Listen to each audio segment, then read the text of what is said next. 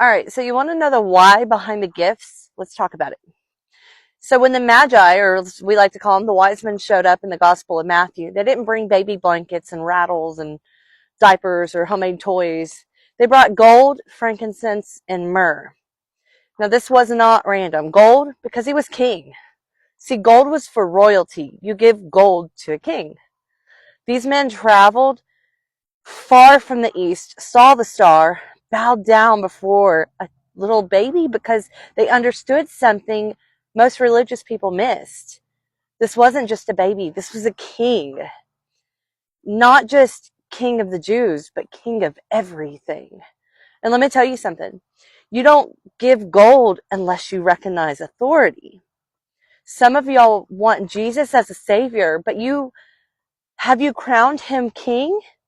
Because gold says, I surrender. Frankincense, because he's God. Frankincense was used to worship. It was burned in the temple as an offering to God. See, this wasn't a random essential oil gift set. It was prophetic.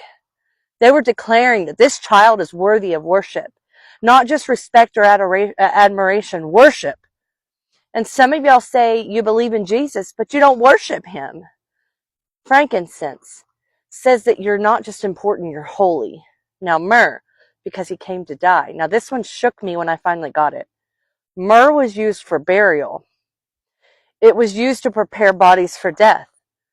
I mean, who brings funeral spices to a baby shower? People who understand the assignment. That's who. Before he ever preached a sermon, before he ever performed a miracle or even carried a cross, his destiny was already declared. Myrrh said this king is going to suffer. And if you fast forward, Myrrh shows up again at the crucifixion. They didn't just see a crown, they saw the cross. The wise men brought gifts that revealed who he was. Gold, king. Frankincense, God. Myrrh, sacrifice. Now the question is, what are you bringing him? Because worship isn't about what's in your hand. It's about what's in your heart. Some of y'all are trying to hand Jesus leftovers when he handed you salvation. You want breakthrough? Bring him your gold, your surrender. Bring him your frankincense, your worship.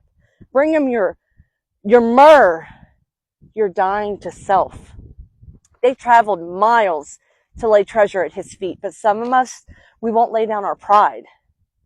That baby in the manger, he was never just a baby. He was a born king. He was worshiped as God, and he came to die on purpose.